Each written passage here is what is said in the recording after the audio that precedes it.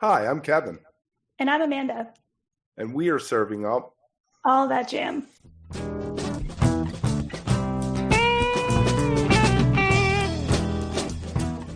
A lighthearted look at the weekend jam bands.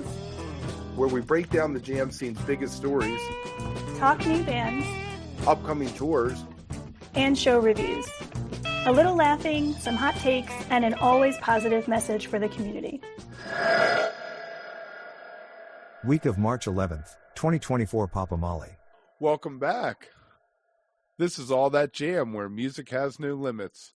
We have our top 3 stories of the week coming up, a flashback interview with Papa Molly, and festival gift bag ideas. How are we doing, Amanda? Hi, Kevin. Good. Still recovering from Nashville, but totally worth it. How are you? I'm fantastic. It is, we're recording it as St. Patrick's Day. This is coming out tomorrow, and I've been very patriotic towards Ireland. I'm half Irish, so and I was listening to Paul McCartney, and he has a song called Give Ireland Back to the Irish. And apparently it was the first song ever released as Wings, the 45. And he got in a bunch of trouble for it, banned in England, you know. So, and I tell you what, that's a little foreshadowing of the top 3 stories of the week coming up there. It is. Isn't it complicated, though, always? Those UK countries, I mean, they're all right next to each other. I feel bad. It truly, though, like in all seriousness, that is a very, very long and complex history and set of connections there, for sure. Right, I would boil it down to religion, though. Oh yeah, well, that's kind of underlying so many things, and that's where people get their fuel in so many ways. So I could imagine that may have been a little bit of a touchy choice for him. Religion and real estate. That's what it's all about. So I watched, I got to see Mike sit in with Phil. And last night, J-Rad sat in with Phil. It was everybody. Phil was on bass, and it was the rest of the band, which was fantastically interesting on so many levels, but how much faster they played. Yeah, absolutely. I saw some on a replay this morning, and I was hearing all about it throughout the night, just notifications, because Daniel Donato ended up on stage. And a good buddy of mine actually runs all the sound there now. And he was so pleased with how all of that turned out. I think there was a little bit of concern, as we had talked about a few weeks ago, about Phil and his health. And I think everyone really just wanted last night to be as special as it was. So I think everyone was very happy. He sat down for a few songs, which was fine. Highlight to me was Jason Crosby busted out the old violin there and did some violin on Morning Dew. And I was like, that's so perfect. Yeah, I love that. Something that I hadn't expected. And it's nice to see that you can still have those moments after all of the times that we've seen these different variations of lineups and whatnot. It was great. And I just felt like everybody there was really, really kind of understanding the magic of that moment. And that's awesome. And the night before with Mike, I looked at the set list first. I wasn't watching it live, and it was estimated Let It Grow, and then Sugar Mag, and I was like 3 Bobby tunes, and then Graham sang the first 2. Really cool. When you have 2 bass players on stage, it's an interesting situation because they both are there just as an anchor ultimately in a rock and roll band. And the way that Phil and Mike played off each other, you can tell that there was a mutual respect.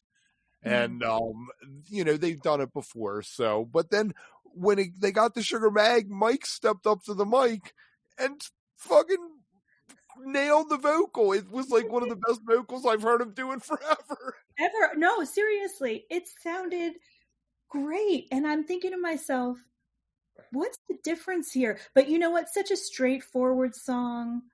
Beautiful. Right in his range, though. Right where he should be singing.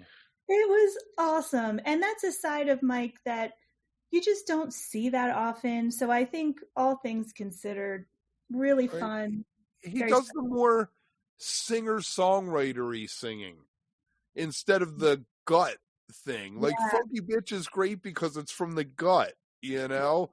And that last night was from the gut. It wasn't, you know, there was one of the women from the Slits was talking about when they first got together, they talked about singing like what they heard on the radio, all fluff and happy, or singing like you're yelling to your mate across the playground when you're 9.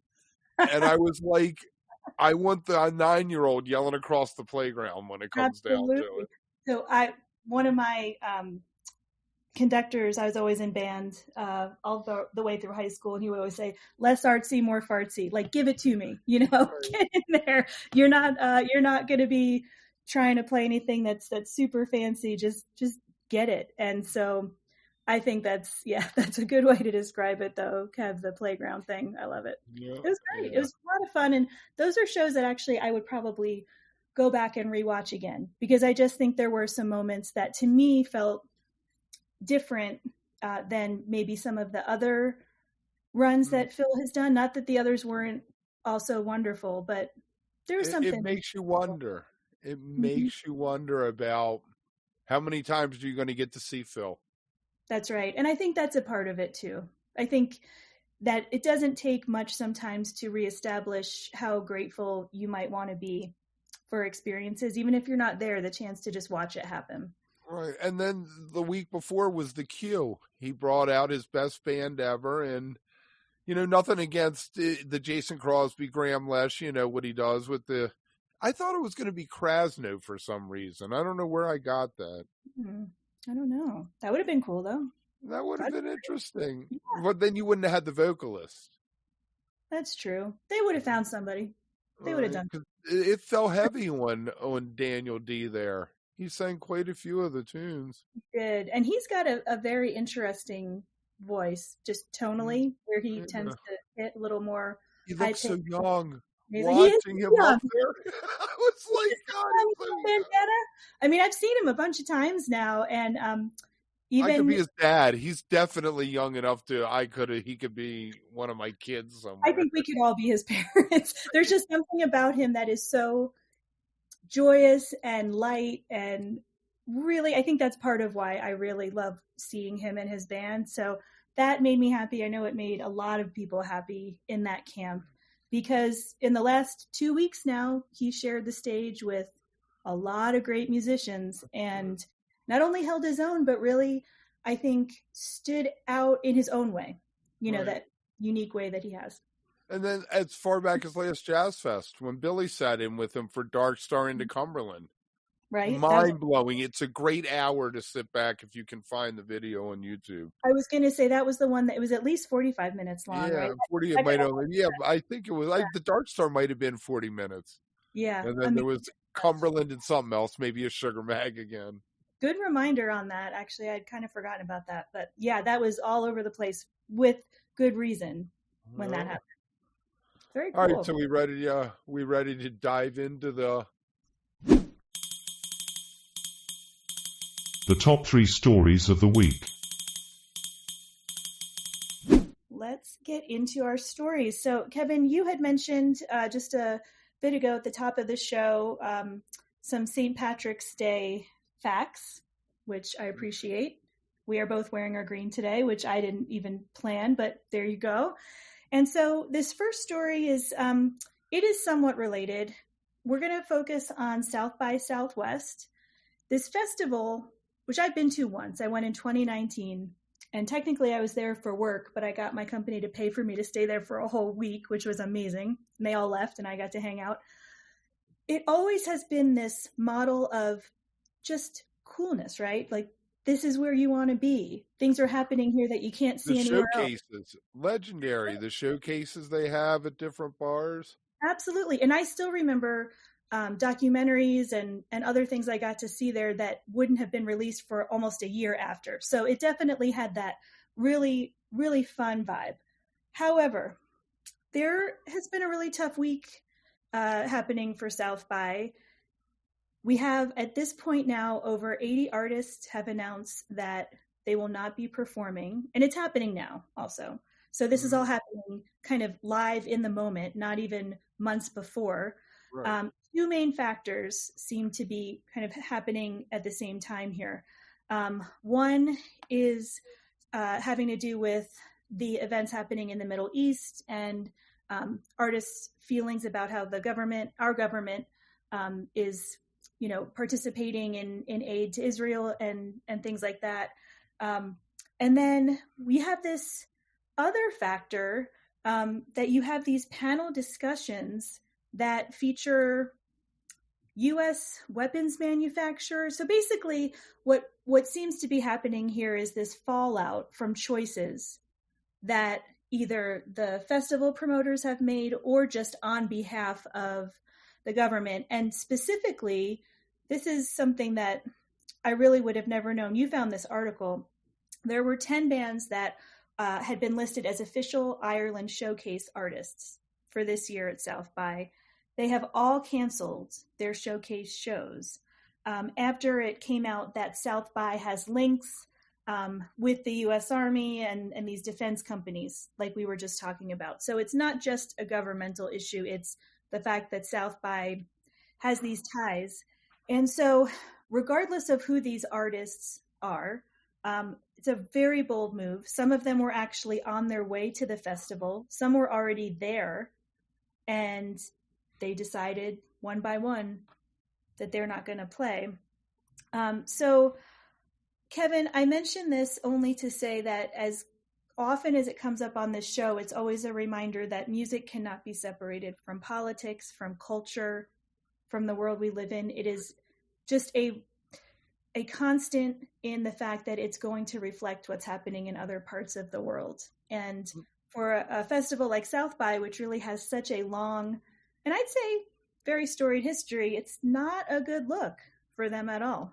No, is the issue part of it that the government sponsoring the festival allows them to have a voice into what happens at the festival? Yeah, so there's a variety of different ways that these artists get funded, because a lot of them are coming into this showcase as acts that would not have played here in the States before, right? That's the whole purpose, is to bring in... I think Balthus, who we've talked to a couple years ago at a showcase. Absolutely. And so there's this United Kingdom, Northern Ireland strand of funding. And because of that funding, that's coming in from different sources. And so like Raycon or whatever you said they were. Exactly. Yeah, exactly. And so that makes it probably even a little more complicated for these bands, because if they're even indirectly accepting money from organizations that they really have a hard time, supporting, then you have to make a choice there at some point. It's tough. It is. And so there have been a lot of statements released on this, and one of the bands called Gurriers, I'll just read a little bit of their statement that they had posted, and this was just a few days ago. It says, "To be clear, we as Music from Ireland bands will not be partaking in any official South by Southwest shows." And then they go on to talk about, their solidarity with various other groups or nationalities. They said sponsorship of the festival from the U.S. Army, and they get into it, is something that they just can't stand behind.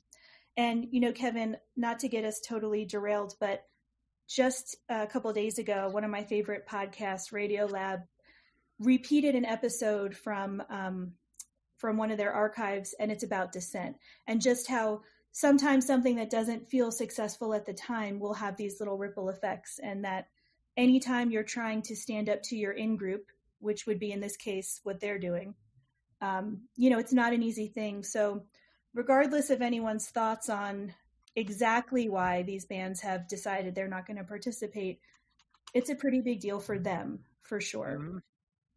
Oh, it is. Yeah. It could be a death knell.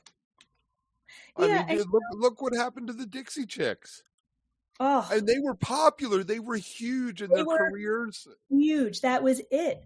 and that was some time ago. And I think that it's easy to maybe overlook or forget those lessons, besides the fact that in some areas, it does always feel like there's a pretty big disconnect between the art. We talk about this, right? The art and even the artist.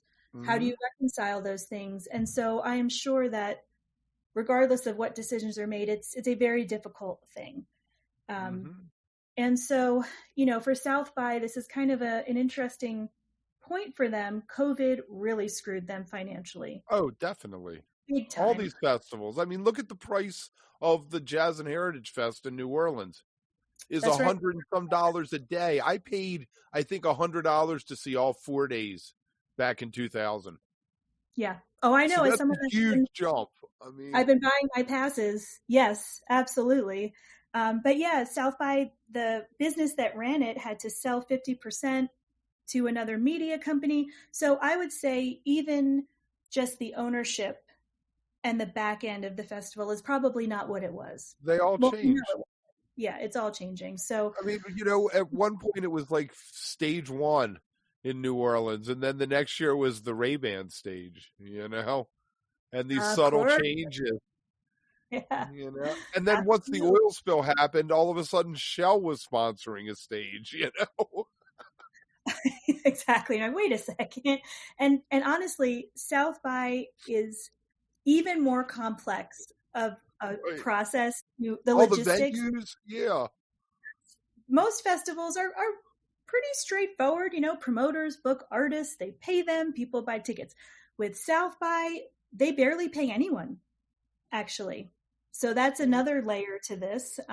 There are no official grounds. I mean, just like you were saying, and it is everywhere. I walked miles to get to a Johnny Cash screening, a documentary screening when I was there. I thought it was close by. Right. Nope. So yeah, it's a very different kind of setup there anyway, which puts them, I think, always at risk. And we'll see. The last few years have not been good for them. So this is not helping. So we'll, as always, kind of keep an eye on that.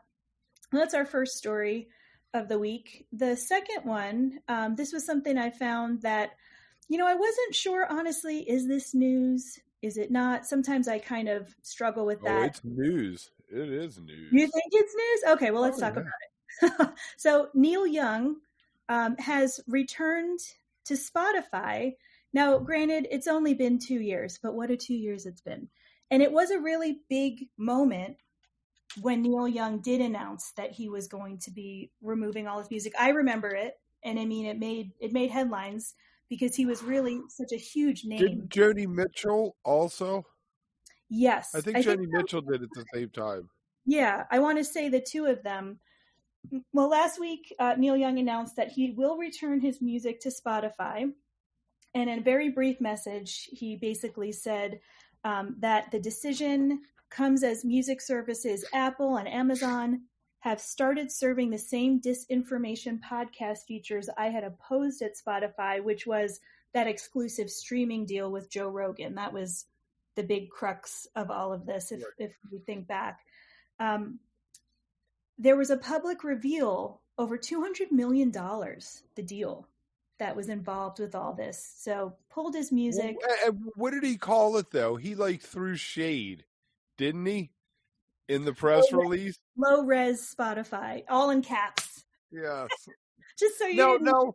My thing is, if you're the man and you're standing up for what you believe, then you say to Apple and Tidal or whoever else, sorry, you don't get my music either. Right. And so this is, I think, the bigger story around this is how much do these artists, someone like Neil Young, who of course is in the stratosphere compared to just about everyone else, right? When they look at their numbers and they're tallying up their budget sheets, at some point, what's going to kind of make that scale go in the other direction where he says, I hate this, clearly, right? I hate all of you, but we're going to go back because on the other side, it also sucks just as much. I mean, you have that podcast and, he had declared at the time, this was late January 22, dangerous, life-threatening, COVID falsehoods, just that the programming was so out of line with his personal beliefs. And so I'm sure that is still true, but things are always changing. And so the fact that he went back there, to me, is just indicative of the fact that as much as we all hate it, this is the reality, right? He did platinum. He did platinum tickets. And what I'm going to say is, okay, now, Robert Smith, just let me say, he never made a stand against Joe Rogan. He never, nothing like that. But when it came to the fans, he said, no platinum, everybody gets in. $25 tickets if you want to sit on the lawn. And Neil Young could have done that. Neil Young has enough money. I'm sure all his properties are paid off. He has that great car that he made electric, so it wasn't a pollution machine. He does, whatever he wants. He's doing this tour where he's raking in $100 a pop for legitimate seats, not even platinum seats. So come on, dude. If you're going to stand up, stand up. If not, say, hey, I'm like everyone else. I'm a good capitalist. But don't try to face forward as one thing and look backward as another thing. And it was also, as you're talking about that, we had mentioned Joni Mitchell. Niles Lofgren also had been somebody at the time. Now, have they come back? So, I was actually trying to figure this out. If you go to Spotify and you search, there's music there. That's right. So Joni Mitchell still is not, I don't believe. But in terms of, I'm there. I'm seeing a verified artist. So I'm going to say yes, but you're right.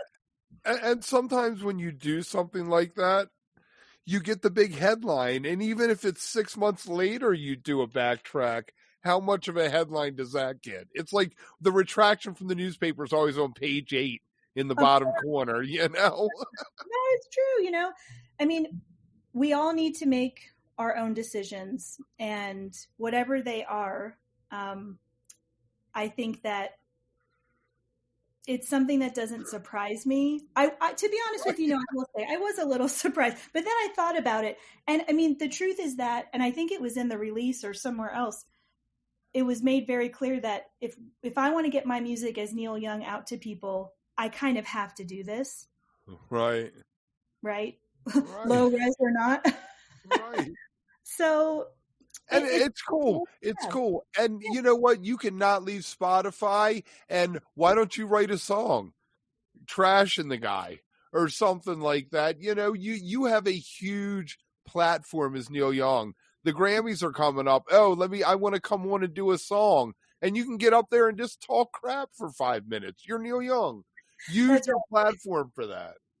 And that might happen. Now, I'm sure completely coincidentally, April 26th, Neil Young and Crazy Horse's 16th studio album will be released on all streaming services platforms. I bet it will. And it'll probably do big. I hope there's a Fucking Up or a Mansion on the Hill, that one album, Ragged Glory. That tour with Sonic Youth and Social Distortion, it was fantastic. Neil Young was like God. He was the godfather of grunge. The world bowed at his feet at that moment. Well, I will be seeing him, I believe, in New Orleans. We'll see if he mentions anything from the stage. And I'm curious, I don't know if it's available to hear yet anywhere, but the lead single from that upcoming album is called Broken Circle Over and Over. And so you just don't know. I mean, this is somebody who came of age during that era of the protest songs, of all of that. If anybody can really do that, it's going to be somebody like him. So lots of. All right, let's go off the rails here. What do you feel is the veracity of a protest song? Do you think it really changes anything? Or if the protest song is something like a Frank Zappa song, is that kind of a protest song going to, the offensive part, maybe do more for social protest? Well, I think what you just mentioned is kind of how I see it. I think there's different ways to protest.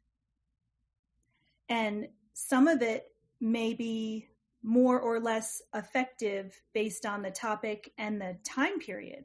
So one of the things that I've been reading about lately is we can all say, you know, I have a dream. This is beautiful. We all want to stand together. But then when you start calling out, you know, economic disparity and really start getting into the stuff that makes somebody like me twitch a little bit, that's uncomfortable, right? So I think there's probably a lot of factors. These days, I have a feeling it might be harder in some ways to really make an impact if that's what someone wants to do. Right. There's so many avenues where that could go. And then the shock value part of it is not going to be there. Now, someone like Zappa, who I think we've talked about this before, absolute idol of mine, so intelligent, also so raw and completely unafraid to put things in people's faces just for the subversive nature of it. I think that's somebody, that type of person, and there's really so few people like that, truly, that have ever walked this earth. That's somebody, I would put Prince in that category too, to be honest with you, in terms of social norms. It's funny to me that it offended across the spectrum. You had the MRC. It was Tipper Gore. It was Al Gore's wife and whatever Republican's wife started that. And I think part of it was a fear of this lower body erupting. You know, like Hustler magazine was so offensive because it put it all out there. And I think there's a class thing. You know, the workers, the lower classes can revolt very easily, just like the person in Bobby Brown Goes Down or in Hustler magazine or something like that. Or, you know, Sister by Prince. You know, how many lines are we crossing with that one? You know? That's right. Well, so this isn't exactly the same thing, but while I was looking for news stories this week, I had come across another headline about Olivia Rodrigo. She was planning, or had been, I don't really know, to distribute contraceptives at her concerts for this tour. And just people were getting lucky after taking your girl to see. Making sure, you know, you don't want a whole bunch of girls born in a year or so named Olivia. So probably that's what it was. I have 6 people in kindergarten with me named Olivia. I'll tell you what, that kind of thing happens. As a former teacher, you get years like that. It's crazy. No, so these abortion organizations are no longer going to be distributing emergency contraceptives because there was so much widespread media attention that it just became too difficult and perhaps challenging in multiple ways. So just an act like that is also, to me, right? You're putting things in front of people that absolutely don't want to see that. And yes, there's children there or whatnot. But the people who have a challenge with that are the ones that are going to perhaps have enough power to get the media involved. And then it becomes this whole thing. So the fact that she was even thinking of doing that and had done it for a while is impressive to me. That's a pretty big step. I am definitely pro contraception. Well, you know, and they were calling it sexual health tools in general. Yeah. There was literature, there were local, at each stop, I think there were local clinics just giving out information, that kind of thing. And for women, a lot of women, as much as it sucks, you may need that because something happened you didn't want to happen. Right. And the last thing you want to do is to have to think about that for the next rest of your life, you know? I mean, and they were in places on this tour, it's her Guts tour. They were in places like North Carolina, you know, states that are not known for having the most stellar and current sexual health literature and curriculum in schools. Right. So part of the statement that I read, or some of the background context, was we know that kids are not necessarily getting the education they need in school. At least they can rely on these organizations in their communities to get information, and we want to be where the kids are. Right. We want to. If you need any confirmation that this is not, you know, bad behavior on the part of kids, read literature from the beginning of when time began. What is Romeo and Juliet about? It's about a 12 and a 13-year-old who want to get it on, you know? And we know how that turned out, Kevin. I mean, really. So, of course, Breitbart, they get involved, and it becomes pretty nasty very, very quickly, because I think that Olivia Rodrigo may have had something to do with the Disney Channel at some point in her early career. So therefore, she can't be Wasn't she High School Musical? Maybe.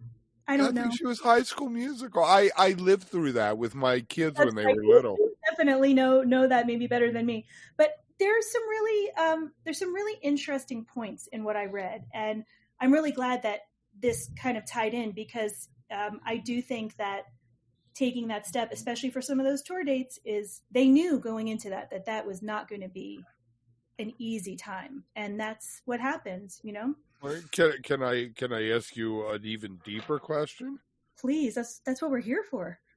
I have a 20-year-old and a 17-year-old, and I know that I've come full circle in my life, from tell them to use a condom to my kids are never having sex to make sure you use a condom. You have a kid. And you have a boy, which I find interesting because I have girls, and if the girl gets pregnant, I'm stuck with the kid. Basically. Historically speaking. Yes, absolutely. So where am I in that?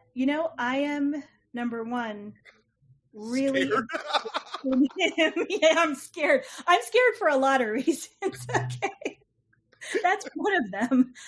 That's maybe one of the even more, easier ones to deal with at this point. But generally speaking, I think it is. And I actually, Kevin, I'll backtrack for just a quick second. When I found out that I was having a boy, I thought to myself, this is a huge responsibility. Huge. Yes, all parents feel that way. A white male born now, right, 2012, this is a massive responsibility, and I had better be ready to take that on so that I do my absolute best to raise a human that would look at something like this article about Olivia Rodrigo in Variety and say, well, yeah, everybody should have that information and everybody should be safe. I mean, I think a lot of times, of course, these things are difficult to talk about, but we have to. And as the parent of a, young adult at this point, he has to know how much responsibility he has in all of this. And not only that, I think more responsibility and onus to not only do the right thing, but to also, and that's of course different for everyone, but to realize that the world we live in right now is the kind of place where nothing should be taken for granted. Yep. And that includes his right to be a white dude. And that is a pretty high bar. And it's something I think about a lot as he gets older. Definitely. I as a old white dude, who is, heterosexual and middle class, for better or worse, when I vote, I look to vote for everyone else because there's enough of me out there at this moment. Yeah, I mean, you guys have had a good run. Right, yeah, it's been a hell of a run. So, congrats on that. I mean, but I'm glad we're talking about this because, listen, I'm a white heterosexual woman, right? We need to make that space. It is super important. And I can't really say much about this now, but in the next couple months, I am going to be participating in some events about intersectionality and about our music scene that we love, and ensuring not only safety, but the elevation of everyone, regardless of where they come into this music scene and it, all the things that make them unique. And already I am being challenged to make sure that I am really thinking about every single person that's going to be connected to this in some way, plus all of us in general. And so I understand that. It's Big a time. lot. It is, and it has to happen, or we're not going to be able to change any of this. So wow, this really took us on a lot of different places. I'm excited. I'm glad. I'm really glad because, these stories that come up, sometimes it's hard to know what to even say about them, but the facts are what they are. And so anytime someone tries to challenge the status quo in that way, I think that's a really good thing. Academia. What can you do? Whoa, transition. Kevin. I'm picking up what you're throwing down. So Kevin, funny enough that you mentioned academia, the third and last story for this week is part of I think over a decades long ongoing study now by USC Annenberg. And it's related to these reports that they do on the strides forward and persistent obstacles that women professionals in the music industry face. So this latest report, which has just really been released in the last month or so with the observance of Women's History Month now in full swing, I'm seeing a lot more articles related to this report. So I wanted to just mention a few things. There are a lot of different news sites picking this up internationally as well. And so this inclusion initiative and one of the associate professors of communication there conducted the study, this most recent. It included 1,200 songs from the Billboard Hot 100 year-end charts, and then it provided this really detailed analysis spanning 12 years. So it went way back to do some pretty cool stuff. So its scope encompassed the roles of not only artists and songwriters, but producers, also looking into Grammy Award nominations across 6 major categories. So good breadth there. And the findings really paint a picture that is, as we would imagine, not a simple one. There are layers to this. So there are progress. There are still disparities. Notably, the biggest increase has been the representation of women artists, reaching a 12-year high, 35% on that list, that Billboard list. The researchers have said that surge, particularly in the rise of individual female artists, claims over 40% of spots on the Billboard Hot 100 year-end chart. Positive shift. But women still occupy less than a quarter of artist roles overall. So you have movement forward. Right, exactly. And if we think way back, Kevin, to my friend Sarah Mount here in Colorado, we talked to her quite some time ago. She's Colorado Musician Union, right? That's right. Yes, and she's a saxophonist. She has her own band. She plays in multiple bands. I remember this. She said that I think there's something like, 25% or so of women in general artists overall. And then when you get to what she does, she's, in that horns world, it's 1 in 8. Mm-hmm. So it really depends on exactly where somebody's coming from. So behind the scenes, there have been some advancements, rise in the percentage of female songwriters. Producers. And it's attributed to contributions of women of color, quite a lot. So the number of women producers did reach a modest high, but very, very little equitable representation in those areas. There's one more piece of this that I wanted to mention. It's a very long report. It's excellent. It's something that I think anyone could really dig into, especially if you are a music fan related to diversity, equity, and inclusion. So the key findings of this report center on the crucial role that women of color have played in advancing change within this sector. So it accounts for a huge 65% of female artists on the charts in 2023, women of color. Major gains, like I mentioned, in songwriting roles. Women have been instrumental in shaping the industry's trajectory, but this is still something that needs to be part of collective action. Of course, there are lots of barriers. So I would imagine that maybe the people who work on this type of study and report, you want to, of course, and you're going to share the findings. At the same time, you want to make sure people know that these communities are still marginalized and there are still a lot of biases that impact and hinder progress for women of color. So I would encourage anyone who is interested in this, if you are a music fan, I think this is really important information, and it highlights a lot of what we hear when we do talk to female artists on this show. I I'm 50% there.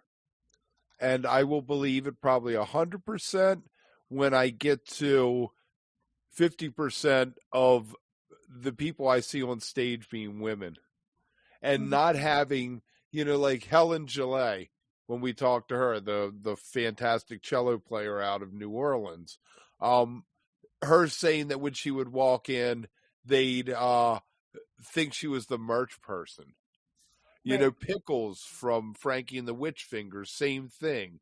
Completely discount her instead of seeing all 4 people walking in the door as being potential band members if you know nothing else, if your knowledge is zero. And it's tough. It's tough for me having 2 daughters because I've always wanted to see them, do everything and succeed. And just, my oldest was into softball. And softball is a completely different game, but baseball, when you look at the metrics of it and everything else, but it gets lumped in with baseball and discounted. If there was a pie for baseball and softball, 75% of it went to baseball in high school.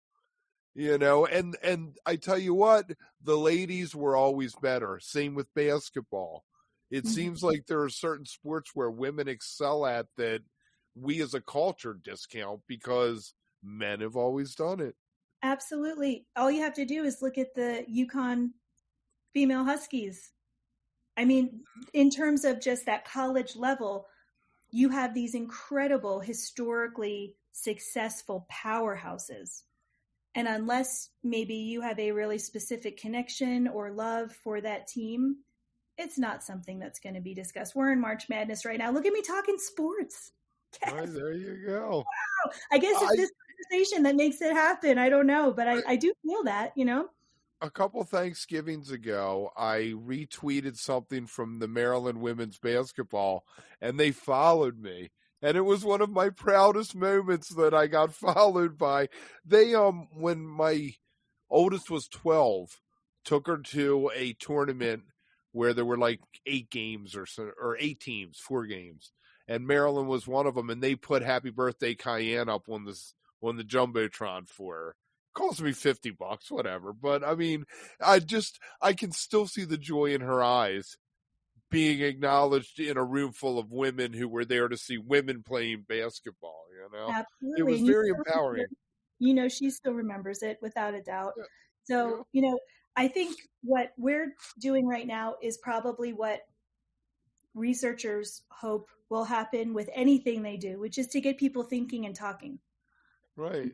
It's not always about the consensus or even always agreeing, but getting people to just ask different questions or take a minute to stop and think about it, to me, is a success in itself. So I know that there are some really great also kind of opinion pieces on this study already. Some have just come out in the last 2 or 3 days. So we'll have to share some of those, and hopefully let's see who gets upset over it, because that'll tell you how true it is. Right? Yeah. Well, and the fact that it's nothing is a yes or a no, right? You have these huge successes, but there's all these lingering struggles. Where do you want to put that emphasis? And I think it can be on both things, and I think that's what this study is really trying to do in a very diplomatic but also fair way.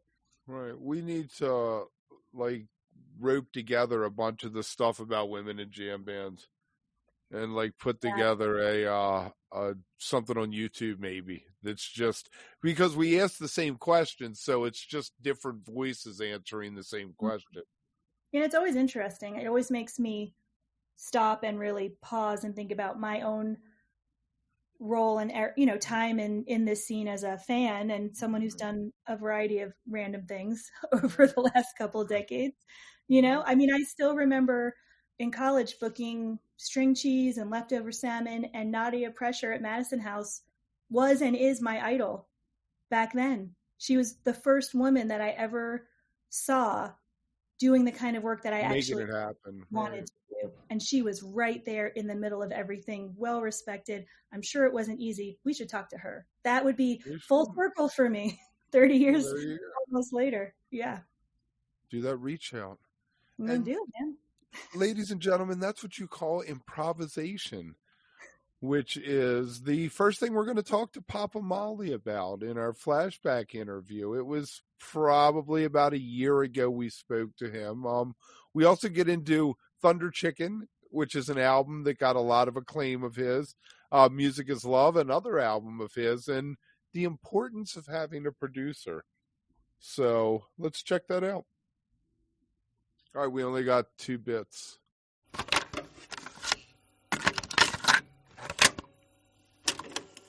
That's cool. Very nice. So what role does improvisation play in your music? How do you balance spontaneity with structure in a song? That's a good question. I've always kind of been coming from a place of psychedelia.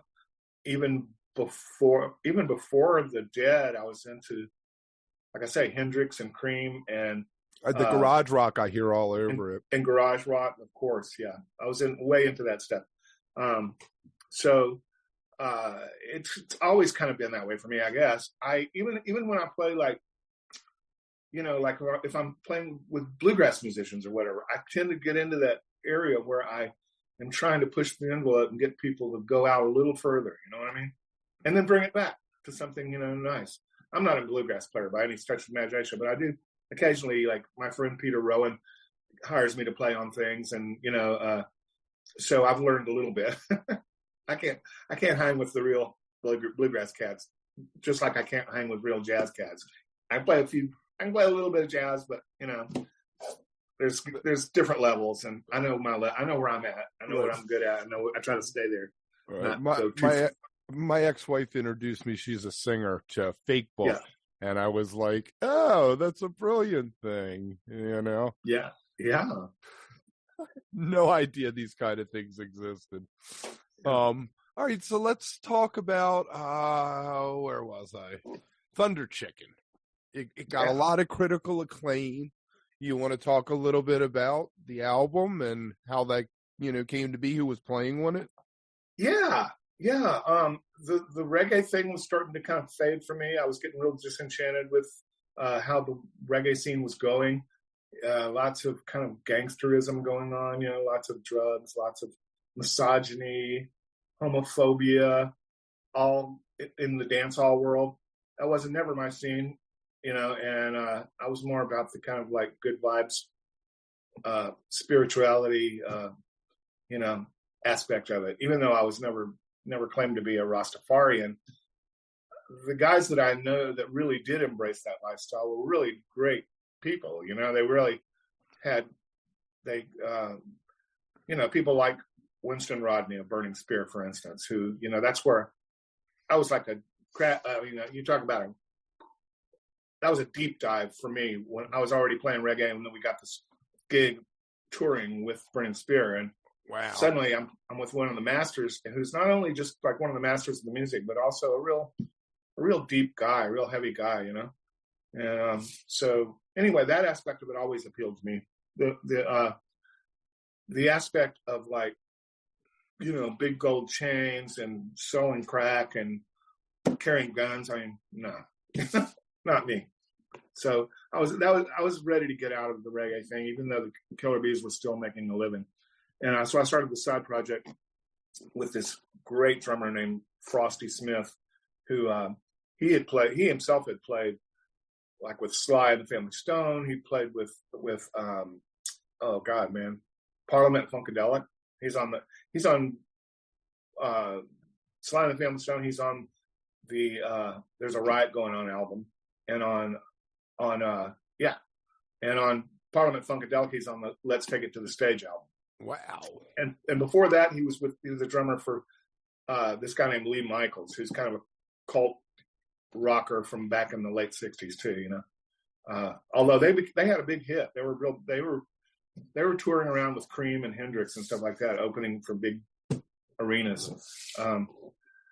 Anyway, Frosty and I started this band, and my whole idea was to try to kind of get back. I mean, the whole thing about reggae in a lot of ways is about kind of getting back to your roots. In that case, in the case of reggae, it's like getting back to your African roots or whatever. But in my case, I was like, I wanted to kind of get back to my Louisiana roots and started like the music I grew up on. I mean, my household, from the time I can remember hearing music, my household was playing Lee Dorsey and Bobby Charles and Fats Domino and all this great music.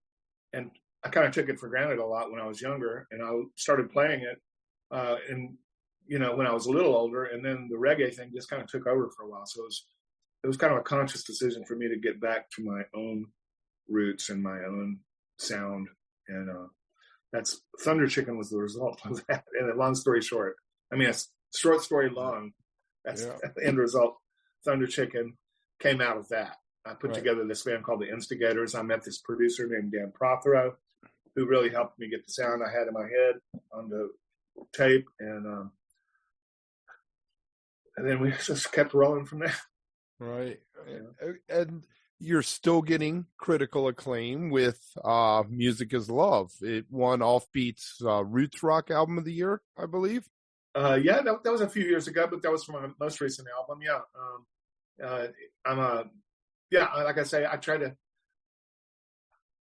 to move forward constantly and not dwell too much on my history, and just hope that at the end of the day, I hope that I have a nice body of work, that people like. That's all. Right. And you worked with John Chilu? Did I say that right? John Chilu, yeah. Rest in peace. John was a great guy, a great friend, and a truly great producer. Dan Prothero was a great producer too, and taught me a lot of things. But John was almost like the opposite of Prothero, in that he insisted that we get, that everybody be performing in the same room at the same time, even with vocals, which was that was really out of my comfort zone. And I'm still not 100% happy with all the vocals on that album, but I love the spirit of it. I love the spirit that John wanted to capture something and not create something that was kind of altered or artificial in any way, right.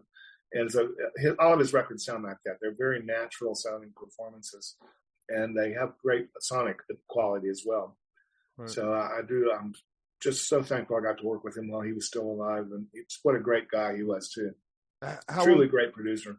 How important is it to have good producer, good engineers when you're in the studio? Well, as much as I can relate to the live thing being kind of what keeps the whole jam band world together, mm-hmm. I mean, I've always preferred studio albums with a few exceptions. I mean, the Allman Brothers at Fillmore East, right. Of course, like Aretha at Fillmore, and but there's a bunch of others too, and the Dead albums mostly. I mean, I think the Dead were better live for the most part, Right. But I am kind of a studio. I'm a producer myself. The Beach Boys were my first real love. Those are the first records I really fell in love with, and I still to this day love them. That's the artistry and the harmony in the studio and the way they just layered things and made the textures. I love Italian soundtrack music, especially Morricone. Anything that sounds kind of cinematic and 60s and vibey like that.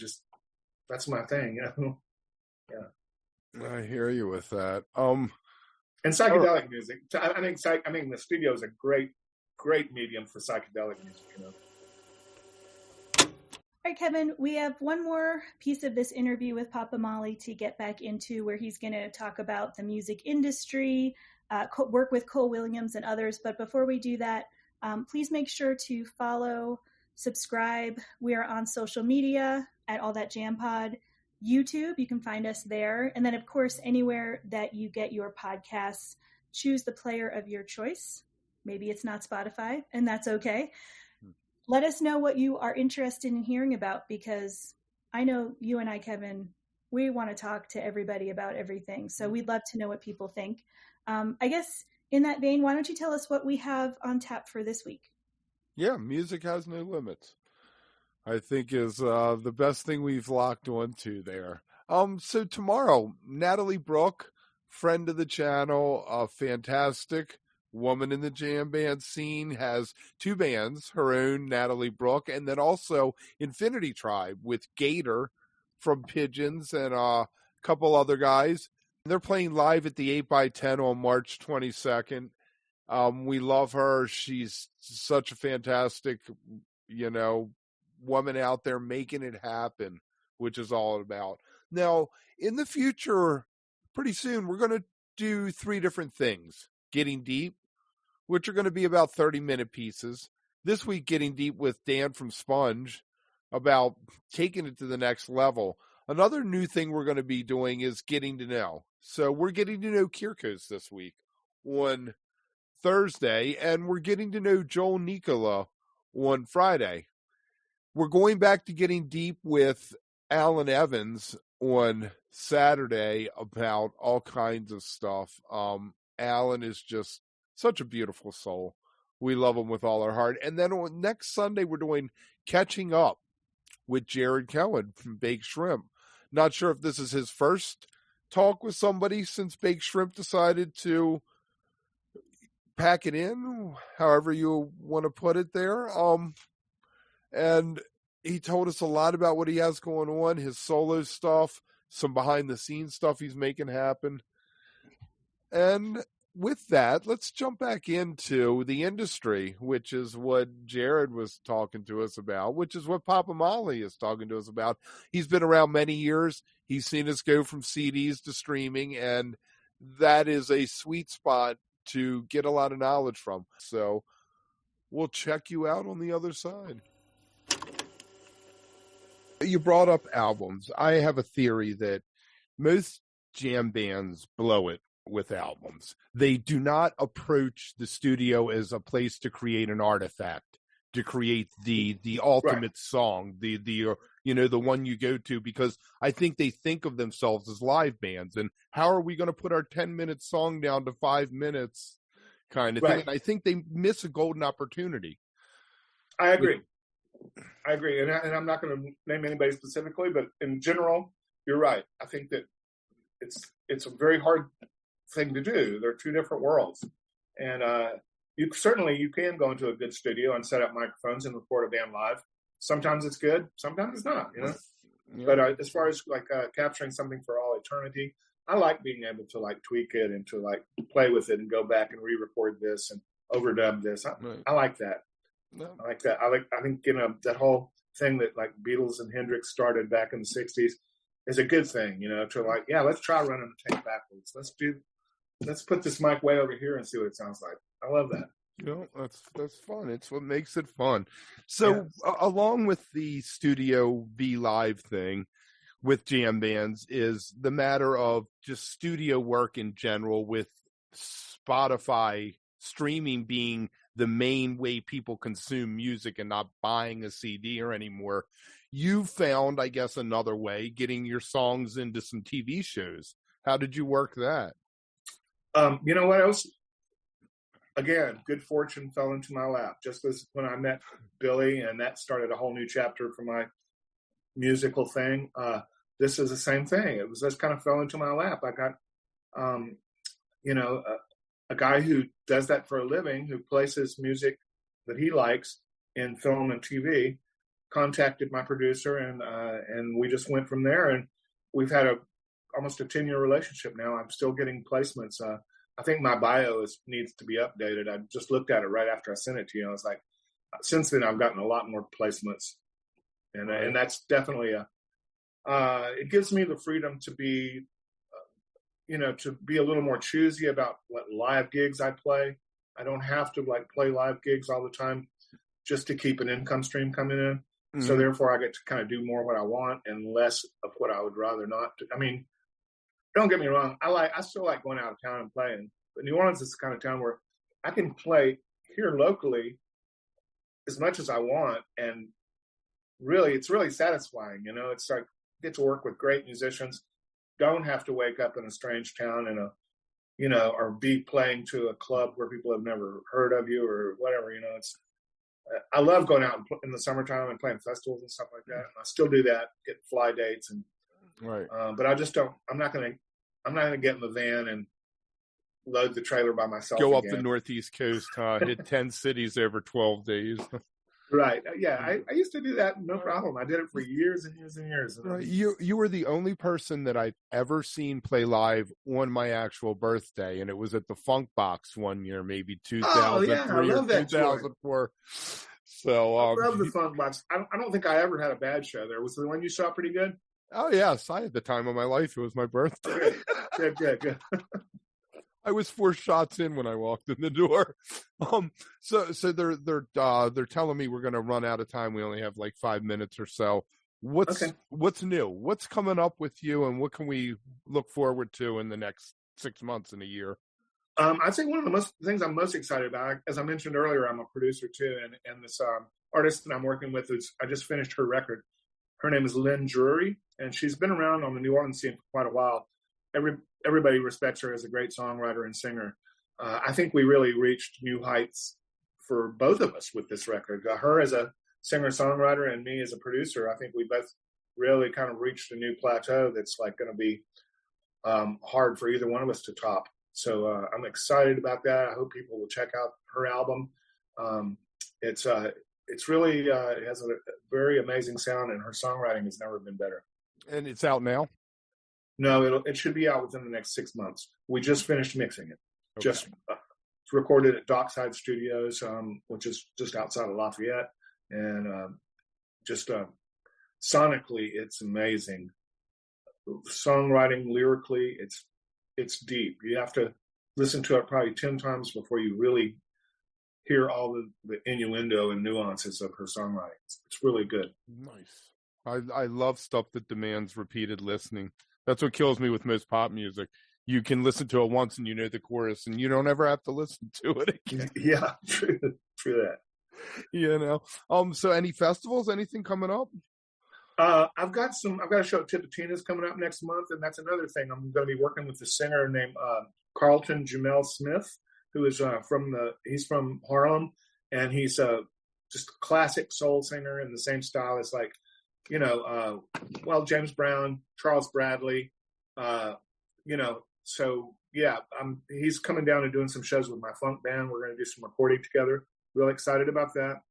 And then also been working with this great singer here in New Orleans named Cole Williams. She's originally from Brooklyn, but she's been here for about 5 or 6 years at least. And she's also a great soul singer, but not so much like kind of retro soul as she is like contemporary. And her songwriting is very politically conscious, very socially conscious lyrics. And I really love that. And she's just a really strong, beautiful woman that knows how to bring people together. She's right. Her lyrics are amazing, really, just very Cole Williams. And so I've been doing a duo with her, which is, I think this is just, I get the feeling this is just the first chapter of our musical relationship. Kind of, we started at the ground bass, just let's see what it's like with just your singing and me playing acoustic guitar and doing background vocals. And we do a few of my tunes too. But the focus is mostly on her because she is so charismatic and soulful. And I love it. And it's politically conscious, huh? Yeah, politically conscious. Do not you think... not in a way that's like, like right, left sort of thing. Right. More in a way of like, what can we do to fix right how bad things have gotten sort of way. You know what I mean? Yeah. Not like addressing the homeless situation, addressing gun violence, things right. like that, without saying everybody's got to go melt the guns. Yeah. We're going it says like, I don't want to get into that. I don't really want to get into that division sort of thing. I'm with you. I don't. I really don't. It's like there's too much of that. Yeah. I'm all about, like unity. And I believe that, I think that's one of the things that most Americans are having a hard time seeing these days, is that we really do have more in common than we do in difference. And there's, all these different factions pulling at us that make us feel like we have to be at war with each other, but we don't have to be.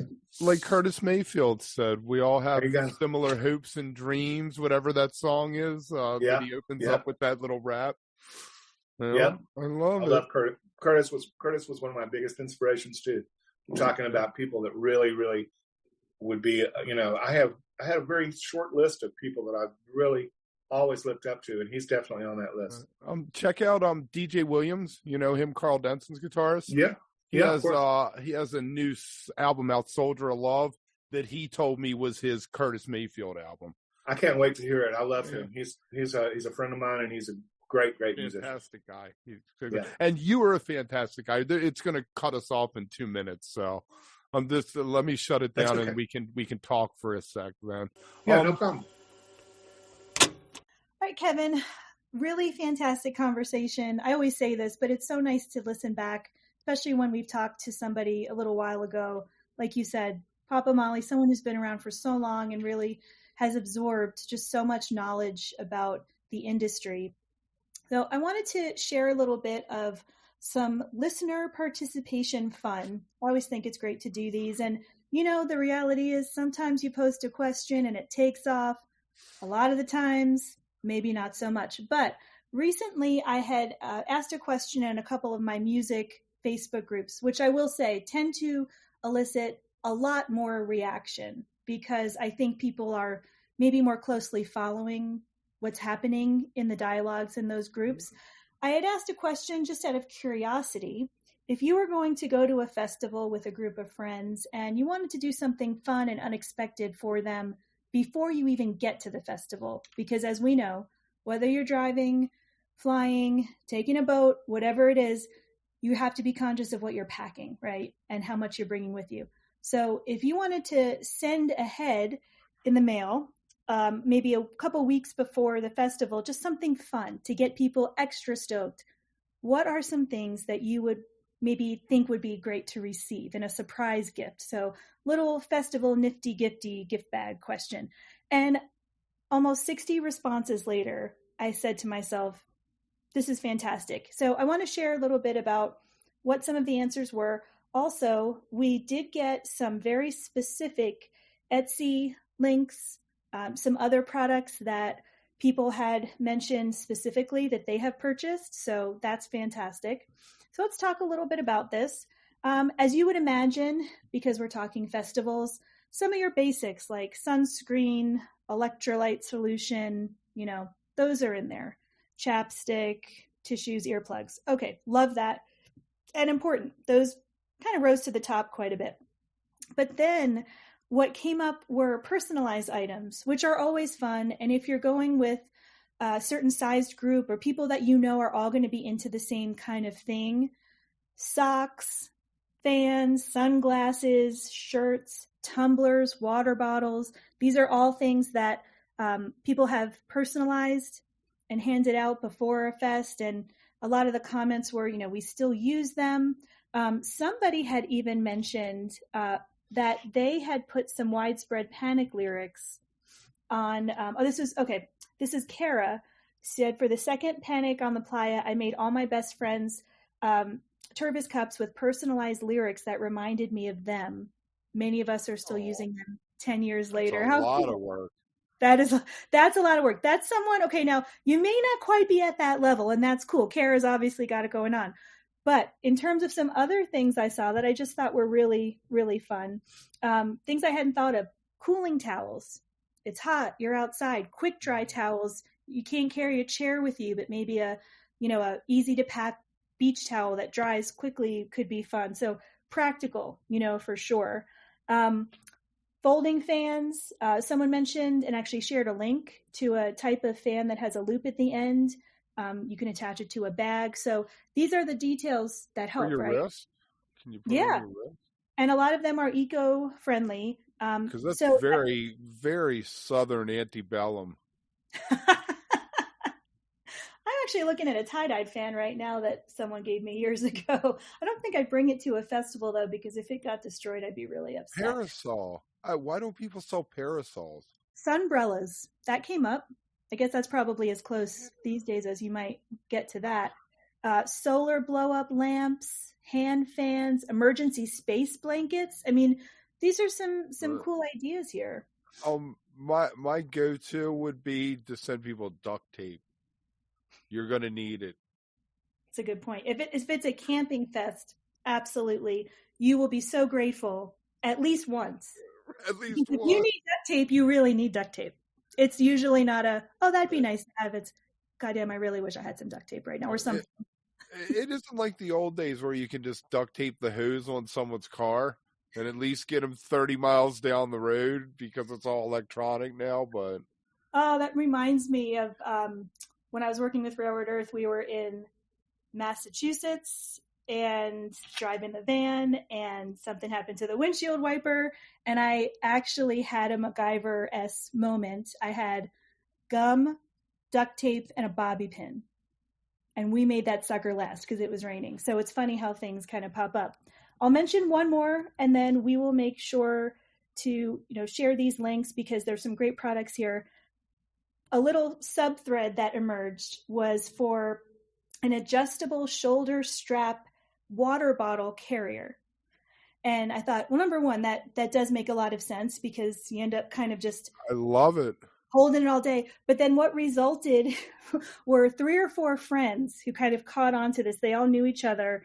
And Caitlin said, I second this idea of a koozie on a strap. As they say at the fest, how are you going to eat? How are you going to clap? And then, how you gonna...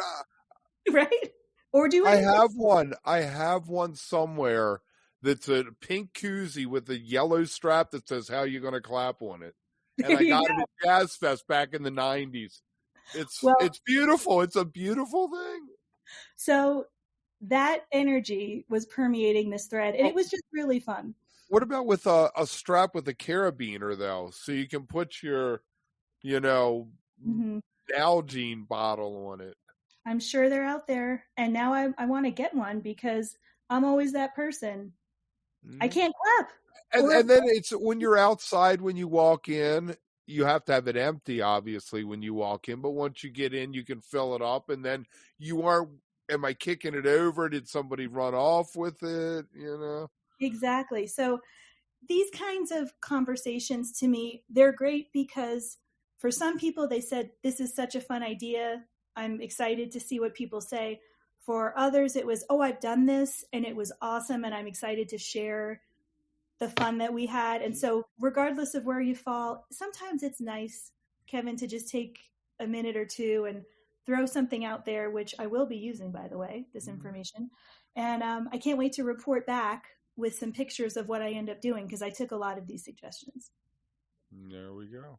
Yeah. And with that, I'm going to say, stay beautiful, but don't stay underground too long. I'll see you next week, Amanda. All right, take it easy, Kevin.